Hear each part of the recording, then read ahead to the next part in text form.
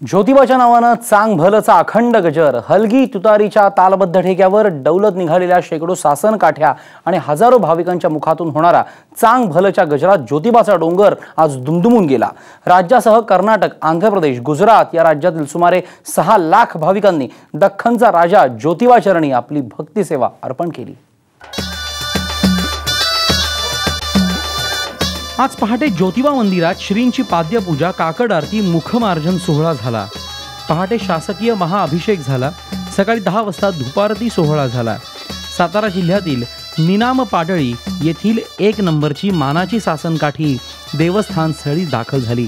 त्यानंतर दुपारी 1:30 वाजता सहकार मंत्री हर्षवर्धन पाटील यांनी सपत्नीक मानाच्या सासनकाठ्यांचं पूजन केलं। यावेळी गृहराज्यमंत्री सतेज पाटीलही उपस्थित होते। शासनाच्या वतीनं मी एवढीच प्रार्थना ज्योतिबाच्या चरणी केलेली आहे की या राज्यातला दुष्काळाचं लवकरात लवकर उच्चाटन व्हावं।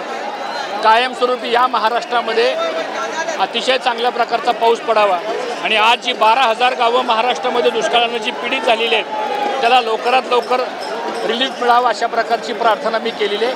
महाराष्ट्र राज्य हे विकासाच्या बाबतीमध्ये देशामध्ये अग्रगण्य व्हावं अशा प्रकारचं साकडं मी आज या ठिकाणी ज्योतिबाच्या चरणी अर्पण केलं। उन्हाचा पारा वाढत असताना दर्शनासाठी हजारो भाविक मंदिर आवारात रांग लावून उभे होते। याच वेळी डोंगर परिसरावर फुललेल्या यात्रेत दर्शनासाठी वाट काढत वेगवेगळ्या मार्गाने भाविक मंदिराकडे येत होते। यात्रेसाठी सुमारे 2000 पोलीस आणि राज्य राखीव पोलीस दलाच्या 2 तुकड्या मंदिर परिसरात तैनात होत्या। यंदा यात्रेवर दुष्काळाची छाया होती। राज्यभरातून आलेल्या भाविकांमध्ये चर्चा होती ती दुष्काळाचीच।